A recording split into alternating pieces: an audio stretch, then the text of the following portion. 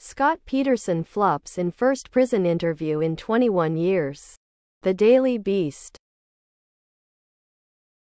In the days and weeks following the Christmas Eve 2002 disappearance of his pregnant wife Lacey, Scott T. Peterson came across as unemotional and detached, and police soon deemed him uncooperative. In his few interactions with the media, including a high-profile sit-down with Diane Sawyer, he was dispassionate and his commentary was implausible, to the point that most pundits and viewers dubbed it a disaster. Scott was so unlikable and unpersuasive that it wasn't long before much of America hated him. Below are your comments. I dug into this years ago.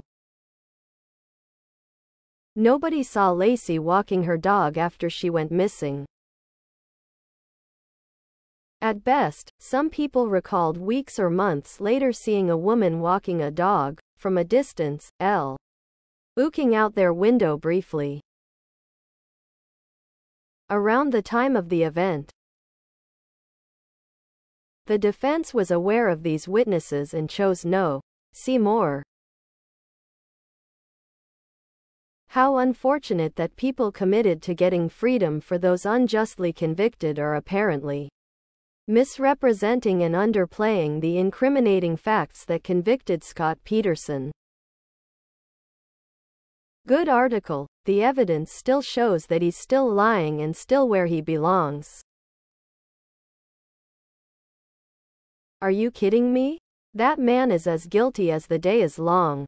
I saw the Netflix show, in addition to remembering when it happened and following the trial. First of all, he had Mark Garrigus as his defense attorney. So spare me that he didn't have a suitable defense line. He had the best defense money could buy. Also, the show addressed the robbery across the street theory. The robbers were caught, and passed a lie detector test pertaining to the theory of Lacey being kidnapped. PPED. But, the biggest thing, for me, was them finding the bodies where Scott said he had been fishing that day. To get to that rather remote spot, one would have to have a boat. Scott did. And have a decent knowledge of the area. Again, Scott did. The men who robbed the house across the street were small-time crooks who robbed houses for drug money. Scott is right where he needs to be and his family needs to accept that he's a psychopath and a anger to society. It's not the Innocence Project that has taken up his case. It's the Los Angeles Innocence Project and the two are not affiliated. I don't need to watch anything.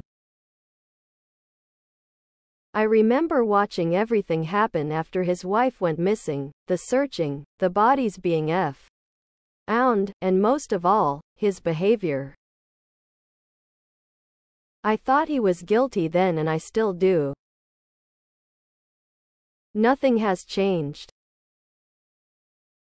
He buys a boat and tells no one. Tells Amber Frey his wife died the same day, Deck.9.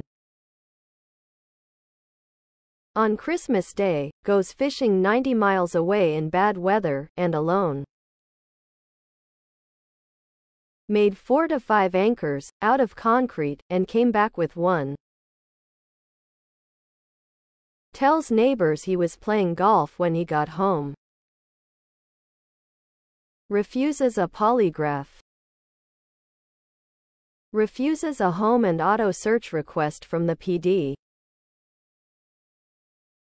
They already had the search warrant, they just wanted to see if he would cooperate. Repeatedly refuses to aid the investigation into his wife's disappearance to clear himself as a suspect. ECT. Gets arrested 10 miles from the Mexican border with $10K in his pocket, his hair dyed blonde, and high S brother's passport in his possession. Are these the actions of an innocent man? Please subscribe to my channel. And if you like it, please thumbs up.